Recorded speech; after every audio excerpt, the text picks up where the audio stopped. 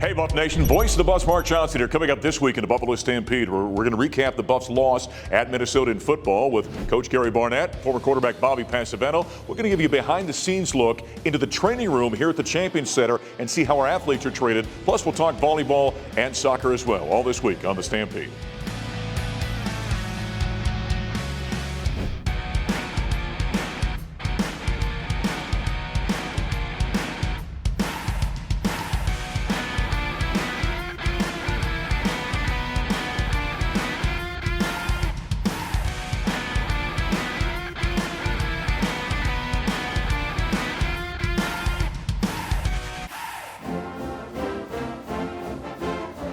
Center. Play action, the rollout, stumbling as he gets the pass away and reaching for the pylon is Austin Smith. Touchdown Buffs. Nice play by the quarterback to get the ball out before he went down, and Smith with the grab. Well, there was a lone touchdown for the Colorado Buffaloes as they fall 49-7 on the road against the Minnesota Golden Gophers. Hi, everybody. Welcome to the Buffalo Stampede. Voice of the Buffs, Mark Johnson, along with Coach Gary Barnett, my broadcast partner. Well, that was a long one, and it got away from Colorado quickly, and they never recovered. They played a really good team, and they played poorly, and that's a bad combination for the team that's playing poorly. And 13 for 15 third down conversions, that's an unbelievable number, and all the yards they had rushing. And, you know, I mean, fortunately we scored at the end of the game, and it made it a little easier to survive, but that was just a drubbing. And nobody had any answers on the Colorado sideline, and that they've got to find a way they got to find some answers. You know, I said at the end of our radio broadcast a couple of Football Network, I said Minnesota's a very good football team. Make no mistake about it. They're going to compete in the Big Ten West. So losing to Minnesota Road, not a crime, not a sin. We weren't competitive though, and that's becoming the thing that's problematic. It's very problematic, Mark. I think everybody around the program is embarrassed. And I know players are embarrassed, coaches are embarrassed, and those of us who stand up for it and represent it are embarrassed. And so there's not much we can do, right? You know, and so those who play the game and coach the game, they gotta find a better way, because what we're doing right now isn't working. Minnesota is the kind of team that Colorado wants to be. It's the kind of team that, let's be honest about it, they were at one point in time very powerful up front on both sides of the ball, in particular the offensive side. You know, as you know, watching that offense just made my heart sore for one reason, right. And that is just to watch, you know, them take total control of the line of scrimmage and just dictate how the game goes. And that's the kind of football team I always wanted to coach. And that's the kind of football team this was. Yeah, Mohamed Ibrahim had 202 rushing yards, and that was just part of the nearly 350 yards they had rushing the football as they fall 49-7 here in the Twin Cities. Afterward, we heard from head coach Carl Durrell. Presented by Coors Light. Coors Light, mountain cold refreshment made to chill. Celebrate responsibly. Difficult game. Wasn't expecting that type of performance given the week we had last week. We have a lot of extremely hard work to do, both mentally, physically, everything. We have to really try to figure out what's going to be the best things to do, both offensively and defensively, as we move forward. It was challenging the whole day. Poor start, again, in terms of how the game started. We're just not doing those things in a positive way early for us to be as good as we can be. And it's unfortunate, and it's frustrating. They're frustrated, we're frustrated, so we got to get back into work, and there's nothing more that we have to do, or that we can do right now, quite frankly, than to just get back to hard work and trying to get this to come out of our players. Try to get production, efficiency, execution. We got to get all those things done correctly for us to be as good as we can be. But right now, we're far away from that. Well, there's head coach Carl Durrell after the Buffalo's 49-7 loss at Minnesota. We continue here at Huntington Bank Stadium. We got Bobby Passavento, the former quarterback. He was working the sidelines for us. Gary just said before we heard from Carl about, I said it's not a crime to lose to a good team, but not be competitive. He was talking about being an alum, being part of this long history of this program, how frustrating this is. It's very frustrating. It's hard to watch. And I hear from, former teammates and people that I know that feel the same way. And it's just, you'd love to see some sort of momentum. You'd love to see competition, just be in the game, fight, but we haven't seen it yet this season. Bobby, it's when you're playing that quarterback position, you need not help it. And obviously that's the focus. People will talk about Brendan Lewis and JT Shroud, and Owen Mccowan came in and played as well. They're not getting a lot of time back there. So they might not be overly sharp, but the O-line's not helping those quarterbacks right now. Not at all. And we are not winning. Like you said, we're not winning at the line of scrimmage. And when you can't run the ball and you can't protect, I don't care who the quarterback is, you're not going to have an easy time back there. And then sadly, sometimes when we do have time and we make good throws, we're not hanging on to them on the back end. So it's just, it doesn't seem like anything's going right at the moment. At the end of the ball game. And it was by the way time. And so people always get excited when they see a young player come in. Owen Mccowan gets his first opportunity to play at the college level. It was kind of fun to see the young guy out there. He's got a little something that, maybe can grow up at some point. No, he looked good. I mean, he made some good throws, escaped out of the pocket and looked to make throws when he was out of the pocket. I'm sure that was coming at him at 1,000,000 miles an hour, his first experience out there, but he showed some promising things. Well, the Buffaloes now got to get ready for Pac-12 conference. They're not going to get easier. Got UCLA coming in this weekend. So yeah, somehow they got to find a way to compete. And UCLA, I mean, they may have struggled, but they're a good team, and they're going to come in ready to play. So the Buffs have to find something. When you've bled for this program like this guy is, Coach Barnett's right over there, he's done the same. This is year number 19 for me. This hurts to watch what we're watching right now for the Colorado Buffaloes. They're 0-3, 49-7 the final as they fall at Minnesota. For Coach and Bobby, we'll continue after a quick break. We're going to look into the sports medicine program here at the University of Colorado on the Buffalo Stampede.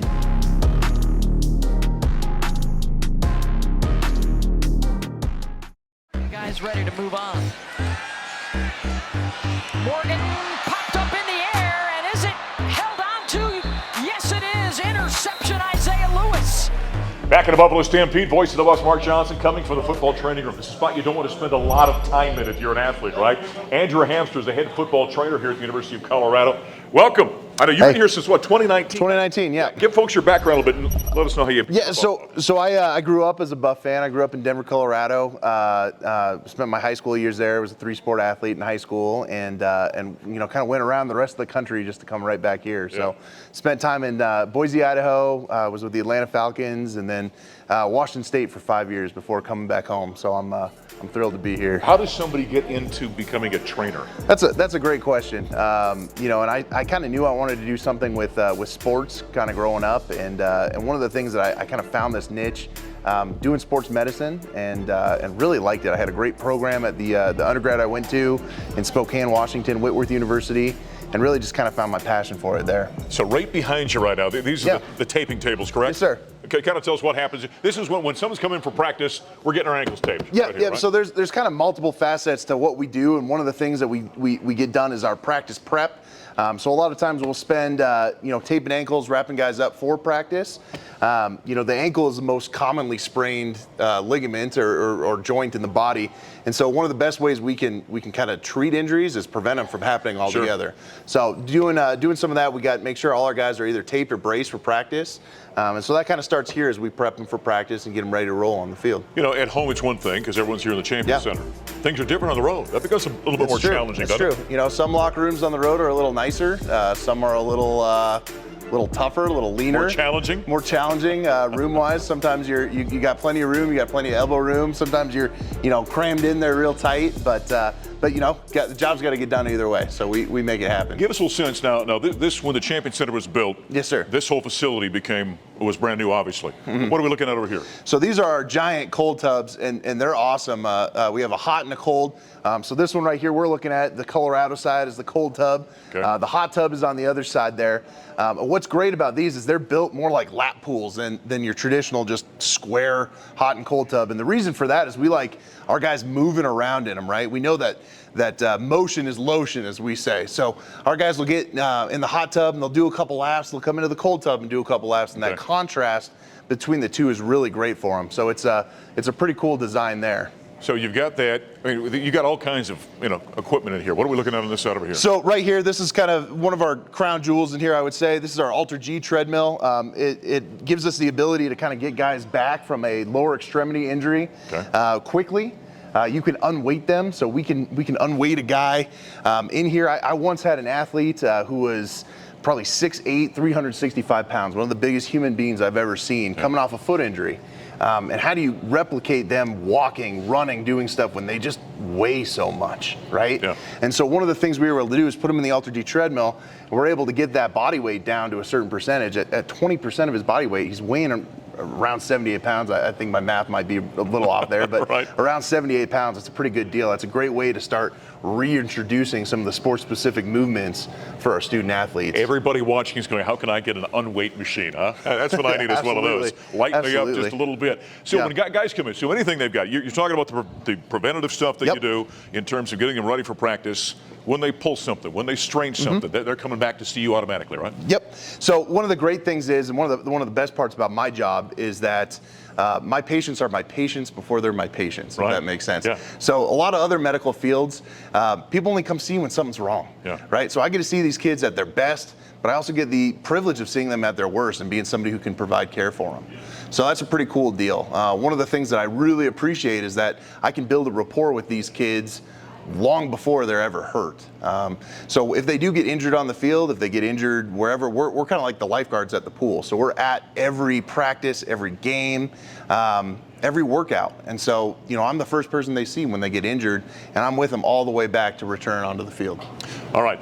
This room right here is really kind of interesting. Yes, sir. Tell us what we're seeing in here. Okay, so we got your traditional hot and cold tubs, just the traditional ones, in addition to our longer tubs. But we also have our underwater treadmill, which is really cool. That underwater treadmill allows us, kind of like the Ultra G, to unweight our guys when they're coming back from lower extremity injury. But it also helps, we can get some range of motion, shoulders, stuff like that too. But the benefit of that is we can lower that, raise it up to allow kind of that unweighted ability there, and also they can run against the treadmill there. We got some big turbines, they can run against that as well. So it helps us in their kind of return to play stuff, get going in sport specific activities faster. Well, I know we've got some video, in fact, of Cheeto Awuzie, a former Buff, running on that treadmill. Fascinating stuff. It's a little bit more than just an ice pack and a little knee wrap, isn't it? They used to say you can't make the club sitting in the tub, but now we encourage guys to come take care of their bodies so they can do great things on the game field. Andrew, great stuff. Thank you. Yeah, thank you. Andrew Hamstra, he's the guy that keeps your Buffaloes on the field. He and his staff here at the University of Colorado. Coming up next on the Buffalo Stampede, we're going to talk volleyball. Maya Tabron joins us next.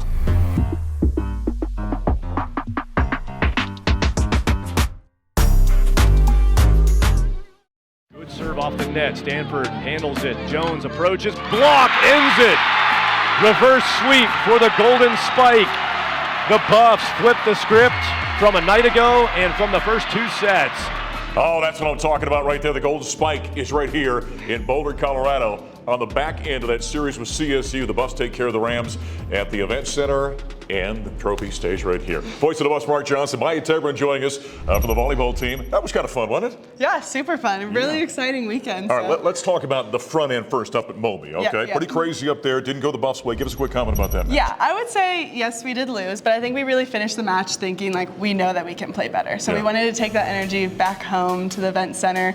Obviously, the crowd really brought the energy as well, so it's just a super fun game. So. It's kind of funny, but almost 4,000 fans here. Yep. Students were great, weren't they? Yep, so great. It was so Do you much fun. feel that a little bit when you're on the court? 100%. It was crazy. I mean, I've never seen a turnout like that volleyball history. I don't think a lot of people have. So it was really exciting, and the fact that I got to be on the court for it was really cool as well. Awesome. So the Buffs end up performing the reverse sweep. I got to be honest. I didn't even know what that meant. I had to look it up. But talk a little bit through that match. Yeah, so we started out a little bit slow. That's why we lost the first two sets. But then after that, we kind of came together as a team and really said, hey, what are we here to do? We're here to have fun, make memories, and look at the people who came to watch us. We really want to give them a show and give them a really cool moment. So after that, we won the next three, and that's what you call the reverse sweep. And it's super exciting game, so really, really fun. Maya had 19 kills. You're playing very well, weren't you? Yeah, thank you.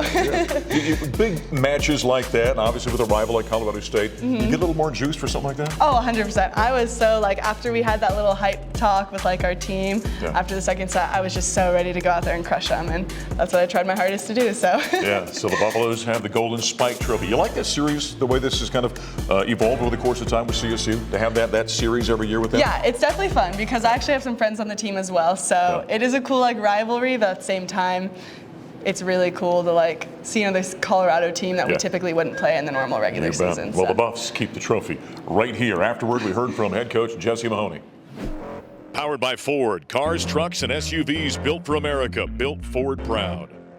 The first 2 sets were pretty rough, and obviously CSU is very good. Yeah, it was hard to watch, hard to manage. Really, kudos to the players they could have packed it in and they didn't. And they turned around and played 3 really, really good sets. Hit over 350 in all 3 of them. I think ground CSU's offense down in each of the last 3 sets, and really played remarkable volleyball. So it was gratifying to watch. It was also a lot of fun to have all the students here. It was great atmosphere, the bands, the energy was fantastic. I think our players fed off that down the stretch, and 2 fantastic performances. To have 17 kills and no errors as a middle is pretty impressive. And then Maya just kept getting better and better. I think she finished with 19 kills and hit for a great percentage. So kudos to them. It was a lot of fun. I was just watching. There's head coach Jesse Mahoney after the Buffaloes take care of CSU at the event center. We continue with Maya Tabron for the Buffaloes junior. Hey, we need to mention this. You come from a really athletic family, right? Yeah, just a little bit, yeah. So you got 2 sisters. Tell us, they both were college athletes. Yes, one of them basketball, one of them volleyball. Okay. And then both my parents played basketball in college as well. Okay. So. Where'd your sisters play? One of my sisters went to Vanguard University, and she played basketball, and then the other one went to San Francisco State and played volleyball. There must be a heck of a big-time pickup game when all you girls are home at the same time. I mean, we get a little too competitive, so it depends on the weekend. But yeah, we are really competitive and athletic family. So and then on top of mom and dad being college athletes and all 3 girls being college athletes, you've got a cousin, right, that was a Major League Baseball player for a long time. Yeah, he was in the major leagues went minor, then hopped up to the major for about like 5-6 years. And now he's kind of still playing, hopping around in Mexico. So yeah, super fun. And that's Brian. Yes, Brian. Yeah, he was with the LA Angels for quite some time. All right, let's talk about what's coming up now. So you're coming off the big high of taking care of Colorado State. Yep. Now you got to jump into Pac-12 conference play, right? Yep. The old proverb, jumping into the deep end of the pool. You got Utah coming up on Thursday. Give us a thought or two about that. Yeah, so Utah, we're going to Utah, so that'll be kind of interesting, kind of our first Pac-12 travel trip. Yep. They're a very good team. They've had a couple good matches in the preseason, so we'll definitely see how we match up to them. I think that we have a good chance of winning if we play well, but really, Pac-12 play, it can go any way, any weekend, so we're going to try our hardest, but yeah. You knew that when you got to Colorado, right? You're coming to the Pac-12. That is the premier volleyball league in America, right? Yes, it is a very tough conference, and I think it's exciting as well as a little bit intimidating. Like, you're intimidated in the fact that you have to go into that weekend, every weekend, like on your A game, but at the same time it's super exciting because we get those big upsets where we take down like a top 10 team or something, and it's just super fun, and the energy, and it's like, this is why we do it. So there's a belief on this team that this is an NCAA tournament team, right? I really hope so. I think so. Is that the way you're feeling? Yep, that's what I feel. Yep. Awesome. You can come back anytime. You're outstanding, by the way. Thank you. Maya Habron joining us. The Buffs have got the Golden Spike. They're heading to Salt Lake City to take out Utah. Coming up next, speaking of winning, we're going to talk soccer after a break.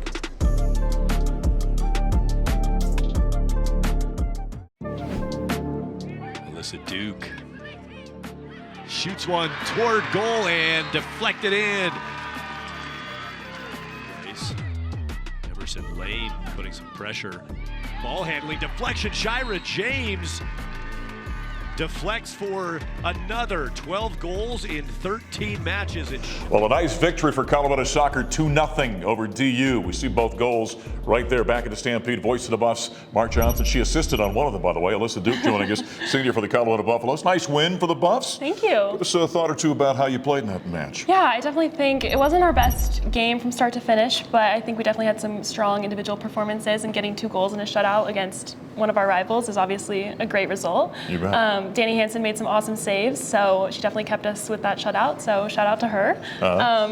Yeah, I think going forward, we haven't played our best soccer yet, so I'm looking forward to that in the next couple games. And that's saying something. The Buffs are right now 6-1-2, so you haven't played your best. You're building as this season goes along. Yes. You got your first career assist in this one. Yes, I did. Yeah, that's kind of exciting. Yeah, it was really exciting. Yeah, it was just a free kick, a little bit over half field, and with those free kicks, we're just told to kick them as hard as we can into the box, basically, and that's what I did. There's not a lot of strategy right there. Right. Just kick it hard. Aim for our team, and it'll go in like it did. Yeah. And Kaylee had an amazing flick. She was pretty far out to get it to go into the goal from where she was, but yeah, she made my ball look really nice. So thanks, Kaylee. 31 goals this season. The Buffs through 8 matches now. They've already matched last year's offensive total. This is a high-powered offensive team you're on. Yeah, it's awesome. I know in the past, I think our weakness was our offense, maybe in the past couple of seasons, but this year they've definitely been helping us to outscore our opponents, and then the defense has been stepping up as well with some shutouts to help give us those wins. So for people that maybe don't understand the game of soccer, what makes a soccer team productive offensively? I think a lot of it comes from our movement. There's been games where we're a little bit more stagnant offensively, and that makes it easier for the other team's defense to mark our players. But when we're moving and maybe some of the forwards are interchanging and creating those runs, it makes it a lot more difficult for Denver to mark those players. So helps us a lot. Danny just became the winningest coach. Yes, he did. That's kind of a big deal. It is a big deal. Is he walking with his chest puffed out right now? I think he's pretty humble about it, but it was cool for all of us to be there to celebrate, and cool that for my senior year it happened while I was here, so that was really exciting, and I'm happy for him. Hey, the way the Buffs have played defensively, we're talking about all the goals scored by Colorado, which has been awful impressive, but you guys have also got a handful of shutouts this season. Yes. And for you on the defensive end, that says something about the way the Buffs are playing. Yeah, it's been really good. I think we've had all 3 goalies play, and they've all done really well and helped us in every single game that they each played in. And I think defensively, we're working a lot on kind of our defensive shape, making sure that we keep our balance throughout the field. That's caused us a little bit of trouble in the past, but we're really working on that to keep it going into the Pac-12 season. Can you believe you're already a senior? No, I can't. Already gone through your 4 years now of eligibility. I know. It's crazy. It really flew fast. And I remember my freshman year sitting at our first senior banquet, and they were all talking about how fast it went. And I was like, I still have 4 more years of this, but it really did fly so fast, and I'm really sad that it's coming to an end soon. But what's your favorite memory when you think back over it?